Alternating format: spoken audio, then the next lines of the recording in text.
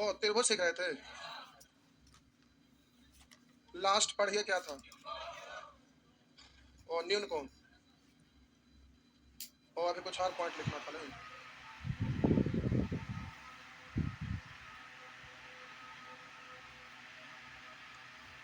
चलिए हेडिंग देंगे अंतः केंद्र।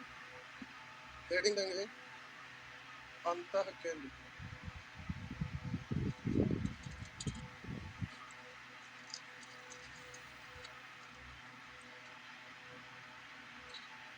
हेडिंग दे दिए।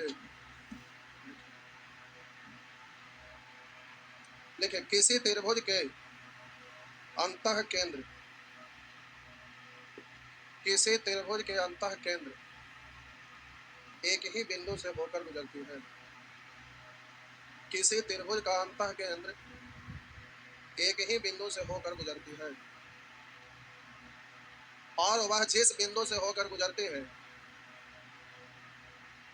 और वह जिस बिंदु से होकर गुजरती है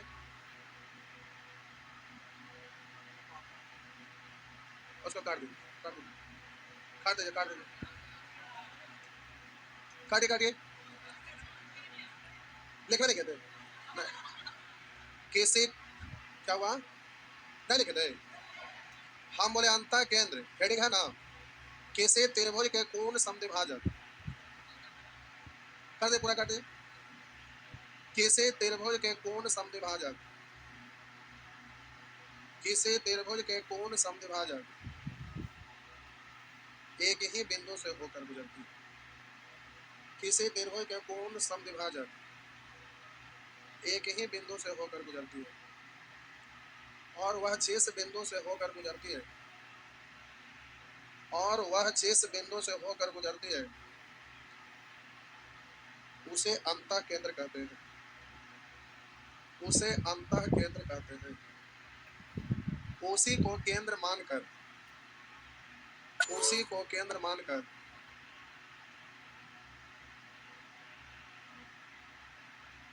त्रिभुज के अंदर भुजाओं को स्पर्श करते हुए, उसी को केंद्र मानकर, उसी को केंद्र मानकर भुजाओं को स्पर्श करते हुए,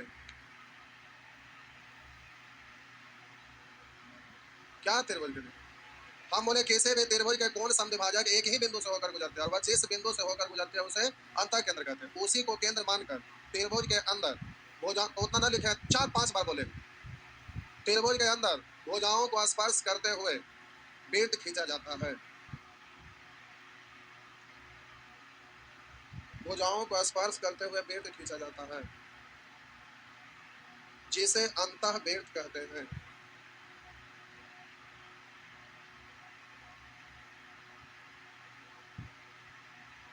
लिख दिए। अब देखिए ये आपका त्रिभुज है जिसका नाम है ए बी सी। ये है आपका शीर्ष बिंदु ए, ये है आपका शीर्ष बिंदु बी और ये है आपका शीर्ष बिंदु सी। अब हम बोले इसका कोण का समद्विभाजक यानी बाइसेक्टर, हम बोले कि यहाँ से ऐसे गुजरा तो जितना ये होगा उतना ही कौन समद्विभाजक है, उसी तरह से इस कोण का समद्विभाजक, तो बोले जितना ये होगा उतना ही ये होगा, कौन समद्विभाजक है। और हम बोले उसी तरह से इस कोण का समद्विभाजक, तो हम बोले जितना ये होगा उतना ही ये होगा, है ना। हम बोले कोण जितना भी है तो हम बोले कि जब इसको समद्विभाजित किए तो 2 बराबर भाग में बढ़ जाएगा, इसका वैल्यू जितना भी रहेगा तो इसको 2 भाग में बढ़ गया और ये वाला कोण समद्विभाजक उसी तरह से 2 भाग में बढ़ गया, ये दोनों भाग आपस में, ये दोनों बराबर, ये दोनों बराबर। तो हम बोले किसी त्रिभुज के कोण का समद्विभाजक एक ही बिंदु से होकर गुजरता है और जिस बिंदु से होकर गुजरता है उसे अंतः केंद्र कहते हैं। यही आपका अंतः केंद्र, मान लेते हैं बिंदु को, तो ये आपका अंतः केंद्र कहलाता है। इसी को केंद्र मानकर त्रिभुज के अंदर भुजाओं को स्पर्श करते हुए वृत्त खींचा जाता है जिसे अंतः वृत्त कहते हैं। और अंतः वृत्त, आगे जोड़ लीजिए, अंतः वृत्त भुजाओं से समान दूरी पर होता है, मतलब ये वाला दूरी, ये वाला दूरी और ये वाला दूरी आपस में बराबर होता है। मान लेते हैं ये डी है, ये ई है, ये एफ है, तो हम बोले ओ डी बराबर ओ ई बराबर ओ एफ। अब आप इसको आर मानेंगे तो बोलेंगे इतना बराबर, हाँ। बात समझ में आया, आया ना। लास्ट में आप बगल में ये वाला लाइन लिखने से पहले लिख दीजिए अंतः वृत्त भुजाओं से समान दूरी, सॉरी अंतः केंद्र भुजाओं से समान दूरी पर, समान दूरी पर। अंतः केंद्र भुजाओं से समान दूरी पर होता है। अंतः केंद्र भुजाओं से समान दूरी पर होता है। अंतः केंद्र भुजाओं से समान दूरी पर होता है।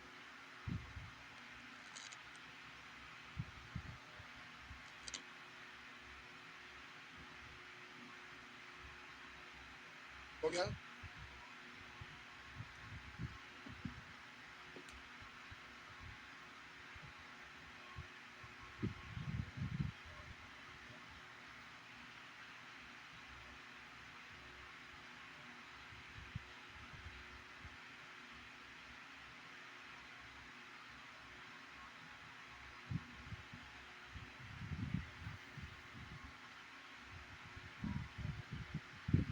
हो गया?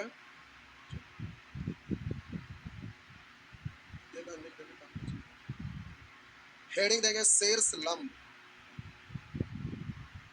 हेडिंग देंगे शीर्ष लंब। दे दिए।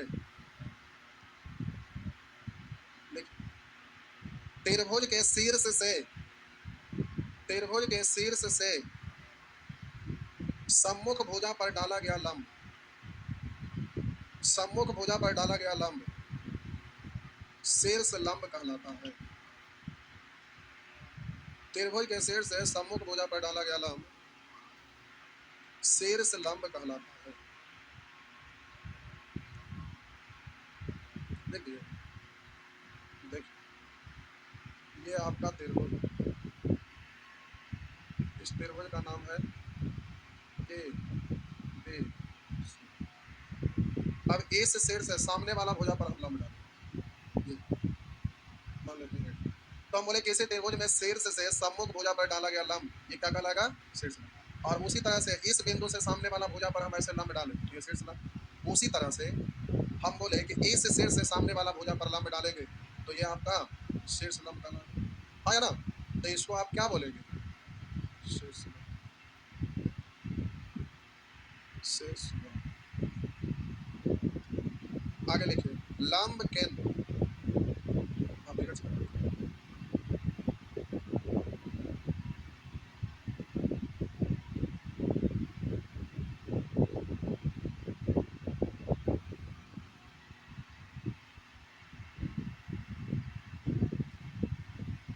हो गया? हेडिंग दीजिए लंब केंद्र, हेडिंग दीजिए लंब केंद्र। देखिए, किसी त्रिभुज के शीर्ष लंब एक ही बिंदु से होकर गुजरती है। किसी त्रिभुज के शीर्ष लंब एक ही बिंदु से होकर गुजरती है, और वह जिस बिंदु से होकर गुजरते हैं, और वह जिस बिंदु से होकर गुजरते हैं उसे त्रिभुज का लंब केंद्र कहते हैं। किसी त्रिभुज के शीर्ष लंब एक ही बिंदु से होकर गुजरते हैं, और वह जिस बिंदु से होकर गुजरते हैं उसे लंब केंद्र कहते हैं। लिखिए, तो देखिए, इस शीर्ष से सामने वाला भुजा पर लंब डाले, इधर डाले, इधर डाले, तो ये सब लंब एक ही बिंदु से होकर गुजरे, तो इसको हम क्या बोलेंगे? शीर्ष लंब, सब लंब, लंब केंद्र। हो गया ना लंब केंद्र? तो इसको आप बोलेंगे, बिंदु को बोलेंगे लंब केंद्र, लंब का कटान बिंदु लंब केंद्र। आगे, पारी केंद्र। फिर से इसको नया छाप लीजिए, नीचे छापिए, छापिए। 3-4 का भी और लिखा है, जल्दी जल्दी छापिए।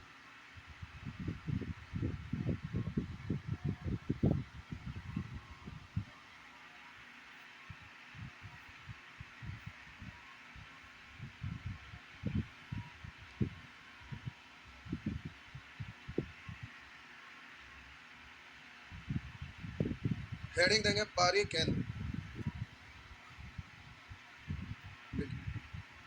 किसी त्रिभुज के भुजाओं के लंब समद्विभाजक,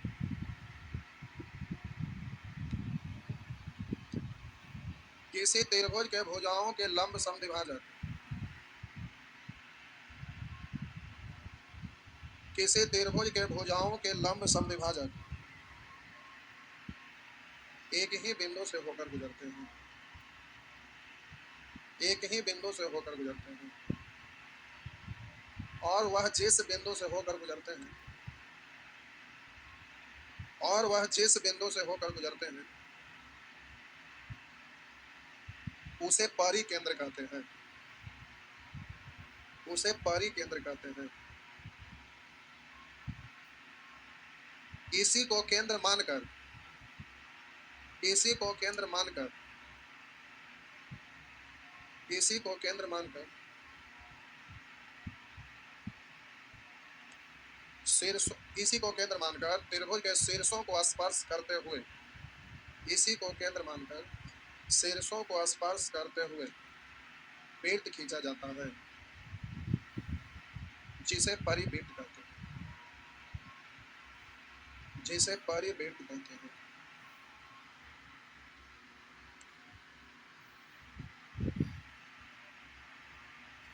देखिए उसी परिवृत्त शीर्षों से समान दूरी पर होता है,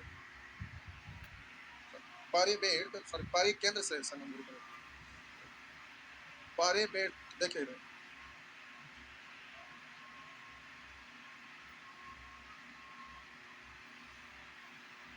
इधर देखिए, हम बोले कि यहाँ से सामने वाला भुजा पर लंब डाले, सामने वाला भुजा पर लंब डाले।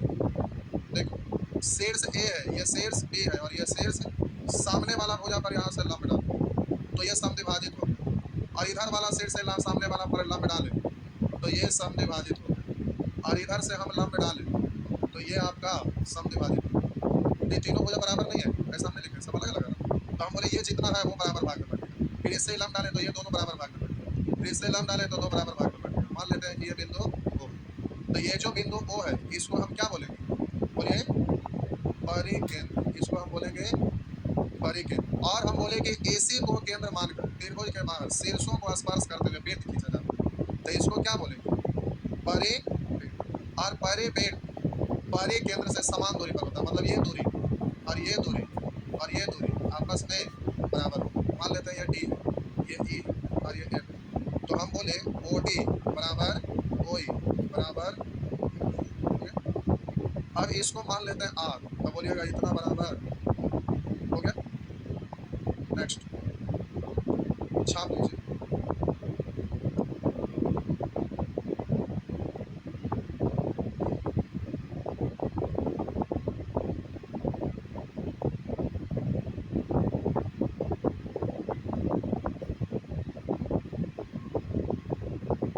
बोलिए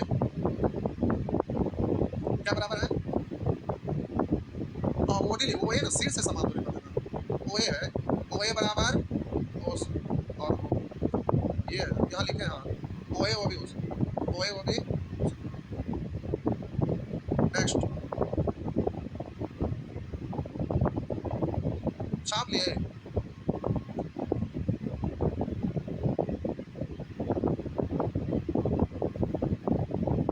अरे अभी मूड खराब हो गया, नीचे कार्ड से कराया, जब वो गधा बने बैठता था उसके चलते माथा खराब हो गया, रोज डिस्टर्ब करता है। क्या हुआ, क्या बोले उसका कैसे, तो आप कार्ड दिखाएंगे, आपका काम है कार्ड दिखाना, कार्ड दिखा पहले कुछ बोलेगा, कार्ड दिखाएंगे तो क्या बोलेगा, आप कार्ड दिखा, ये आपका कार्ड है, कार्ड दिखाए तो आपसे बात क्या लगे करेगा, उसका काम क्या है, कार्ड चेक करना, वो कार्ड चेक नहीं करेगा तो रोकबे करेगा, बोलबे करेगा, उसको हम रखे किस लिए, कार्ड चेक करने के लिए ना। अब कार्ड चेक करेगा, अब वहां पर ना दिखाए, कल से तो हम भगा देंगे, क्या वो करके लास्ट में तो हम एंट्री दे दिए, कार्ड ना रहेगा, और सब जगह देखिए वो माला जैसा लटके दे रहता है, नहीं अब थाने जी इसमें देखिए वहां पर जाके वो माला दे दिया लटके दे रहो, ना लटके रहता, जाओ रहता कि नहीं। अब कार्ड ना चेक करके दिखाएगा, ऐसी कैसे एंट्री कर जाएंगे, और कार्ड उसमें दिखाएगा, मान लेते हैं दूसरा मैच का है, अभी नया मैच स्टार्ट हुआ, उस मैच वाला इस मैच में लड़का आएगा, उसको समझ में आएगा, नहीं आएगा तो पूछेगा सर कैसे हो गया, अब इसी में तुलना करना रहेगा। अब जल्दी से अब आगे सीखेंगे, रेशियो का नियम अभी सीखने लगे, तुलना उलना करके निकालना रहेगा, हम कर लेंगे, कहेगा कैसे हो गया, अब कैसे हो गया का वो तो रेशियो में हम सिखा चुके हैं, अब यहाँ पर हम बताएंगे कि तुलना कैसे हो गया। अभी तो यहाँ डिफिनेशन लिख रहे हैं, जब क्वेश्चन बताने लगेंगे तो क्वेश्चन तो डायरेक्ट आपका बनेगा ना, तुलना करके बनेगा, कुछ ऐसे बनेगा ऐसे बनेगा, अब उस स्थिति को कहेंगे कि कैसे हो गया, आप उसको एक्सप्लेन करेंगे तो उसके चलते पूरा लगा डिस्टर्ब होगा, तो हम उसको कैसे एंट्री दे सकते हैं, तो कार्ड चेक होगा, उसमें कार्ड चेक नया लड़का रहेगा तो उसको रिटर्न करना पड़ेगा, ऐसे कोई पूछो किसी बैच में आ जाएगा, मातो जी के दलान है, पहले उसको घुरा देंगे और कहते हैं कि कड़वा चेक करता है तो कड़वे खराब है, गजब क्या है, पहले कार्ड लेकर आइए तो घूम के जाइए, समझ में आएगा। अरे पुराना लड़का 2 साल 3 साल का रहेगा, कार्ड हम फाड़ देंगे, पहले याद रखें, देखिए कल कार्ड चेक करते हैं, कितना लड़का 3 बार पढ़ दिया, उसके बाद फिर छूट गया, तो फिर से पढ़ने के लिए आएगा, तो हम तो मना नहीं करते हैं। अब वो फिर क्या कहेगा कि सर हम 5 साल से पढ़ रहे हैं, हमारा बैच नहीं खत्म हो रहा। ये क्या मतलब है? अब अगल-बगल में जो लड़का रहता है उसके चलते ऊपर शादी ना होता है। आप लोग में से भी कुछ लोग नयका बैच में बैठल होंगे। कोई बैठते हैं कि नहीं आप में से? कोई ना कोई हाथ उठाइए तो। आप में से कोई नहीं नया बैच में 5 बजे बैठते हैं? बैठते हैं ना? और कल परसों वहाँ से एक लड़का वहाँ पे बैठल था, नहीं बोला कि सर कितना देर में बैच खत्म होगा? बताइए वो बेहुदा कहीं का रेशियो पढ़ने के लिए अभी आया, बैच में पढ़ना कह रहा है कहिए खत्म होगा। वो काहे को बैच पढ़ रहा था, तो वो एडमिशन लिया है। अब 5 साल से हो रहा, हम पहले क्लास में हम चला रहे हैं, डेफिनेशन लिखा रहे हैं। डेफिनेशन लिखा थे, तू भाग दिया। कह दिन में डेफिनेशन अभी लिखाइए रहे थे, हाथ हो ना लिखाए थे डेफिनेशन। उधर से कहता कहिए खत्म होगा। बताइए। अब वो 3 साल से आ रहा है और डेफिनेशन हम 3 साल से लिखा रहे हैं। ऐसा ऐसा लड़का रहता है। अरे हम एंट्री इसलिए दे देते हैं कि हम गांव से बिलोंग करने वाले हैं। पहले भी आपको बताए थे कि हम गांव में ही रह के पढ़े हैं, कभी हम शहर में लग रहा के शुरू में पढ़ाई नहीं किए थे, गांव में ही रहे हैं, तो हमको पता है कि लोगों को कितना दिक्कत होता है। आज के डेट में भी घर जाते हैं तो आप लोग भले मत नहीं मिलते होंगे, लेकिन जब हम गांव में जाते हैं तो एक एक लोग को हम पैर छूकर प्रणाम करते हैं और एक एक आदमी से हम बात करते हैं, सब कुछ लोग बताते हैं कि क्या है। जो आज के डेट में भी लोगों को कितना पैसा का दिक्कत होता है, लोग पढ़ने के लिए बाहर में भेजते हैं अपने बच्चे को, तो कितना दुख से भेजते हैं। एक एक ऐसा ऐसा आदमी रहते हैं जो बेचारा खेत बेच के वहां पर पढ़ने के लिए भेज देते हैं कि बच्चा पढ़ने में ठीक है, चलो खेत बिक जाएगा, बाद में खरीदा जाएगा। कुछ ऐसे लोग रहते हैं जिसका खेत भी नहीं रहता है, तो बेचारा पढ़ने के लिए भेज दिया, रोज मजदूरी कर रहा है, मजदूरी करके पैसा दे रहा है। अगर किसी दिन पैसा नहीं आया तो अड़ोसी पड़ोसी से पैसा लेकर, पैसा नहीं मिला तो सूद लेकर पैसा भेज देते हैं कि जाके पढ़ो बेटा। अब सोचिए ऐसा ऐसा भी लड़का पढ़ने के लिए आता है, तो हम लोग को बड़ा तकलीफ होता है कि गरीब घर का बच्चा है, उसको क्या रोकना है, एक मैच में ना हुआ ठीक है दोबारा पढ़ो। हम इसलिए फ्री छोड़े रहते हैं, तो उसका नाजायज फायदा उठाता है। अब कोई भी स्टूडेंट है, एक बार में किसी का क्लियर नहीं होता है। अब कभी इधर गए, कभी उधर गए, ये गए वो गए, करते करते कोई बैच छूटा। अब छूटा तो जाके दूसरा जमाल परवेश के यहाँ जाके देखिए, मार जुटा के जुटिया देगा, भाग यहाँ से, तुरंत कार्ड फाड़ देते हैं। पहला बैच को तो कर ही नहीं देते हैं टोटल, फिर से दोबारा तो बातें अलग है। करते ही नहीं लोग, देखिए जमाल परवेश के यहाँ पढ़े हैं, क्या नहीं होता है। अरे हम लोग, अब वो लोग विधायक हैं, उनका भाई विधायक है, वो अपने जमाल परवेश बड़ा बिहार शरीफ में उनका गढ़ पर हमारा सेंटर था, वहीं पर उनका घर है, और वो बहुत अथी वाले हैं, उस टाइप के लोग हैं, तो उनको कोई मतलब नहीं रहता, पढ़ पढ़ मत पढ़ भाग, तो कहाँ से पैसा ला के दे रहा है, वो कुछ सुने उन्हें ना जाते हैं। लेकिन हम लोग सुनते हैं, देखते हैं कि लोग गांव में रहे हैं छोटा में, तो हम लोग गांव से जुड़े हुए, तो लगता है कि गरीब बच्चा है तो कैसे पढ़ेगा, तो वहां पर हम लोग फ्री छोड़ देते हैं कि ठीक है मैं दूसरा बैच में पढ़िए, तीसरा बैच में पढ़िए, चौथा बैच में पढ़िए। और आप में से मैक्सिमम लोग ऐसे होंगे, मैक्सिमम क्या 10 ऐसे लोग होंगे जिनका गांव में 10 बीघा से ज्यादा जमीन होगा। क्या लोग हैं, हाथ उठाइए तो। देखिए अभी 3 को मात्र हाथ उठा। पता है हमारे पास कितना खेत था? वो मेरे दादाजी दानापुर में 45 बीघा जो मजदूर काम करता था ना, उसको दान दे दिए थे। कैंप है ना उसके आगे टाल है हमारे, बख्शीश पूरा खंडे हमारे दादाजी दे दिए थे दान में, जो मजदूर काम करता था। घर में 32 को घोड़ा रहता था, हाथी रहता था, इतने बड़े जमींदार थे। लेकिन फिर भी गांव में हम लोग जाते हैं तो जो मजदूर काम करते हैं ना, उनको भी हम पैर छूकर प्रणाम करते हैं। समझ गए? जो मजदूर काम करते हैं उनको भी पैर छू के आज के डेट में भी हम प्रणाम करते हैं। अरे गांव में हम लोग घूमते हैं, देखते हैं बेचारा कितने दुख दर्द से, तकलीफ से लोग पढ़ते हैं, तो कहेगा कि कड़वे चेक करता है तो ये करता है, कार्ड का नहीं चेक करेगा। गजब गजब का लड़का है। टाइम हो गया, जाइए। मूड तो खराब हो गया, इसीलिए हम लिखा रहे हैं, कुछ बोल रहे हैं, कुछ हो रहा है, कुछ मूड खराब हो जाता है ना आदमी का। अरे पढ़ाया जाता है दिमाग से ना, दिल से ना पढ़ाया जाता है। तो हम बोल रहे हैं कुछ, लिख रहे हैं कुछ, हो रहा है कुछ, और मन से पढ़ाएगा तब ना होगा। मूड तो खराब कर देता है तो क्या पढ़ाया होगा। गजब गजब का नमूना रहते हैं लोग।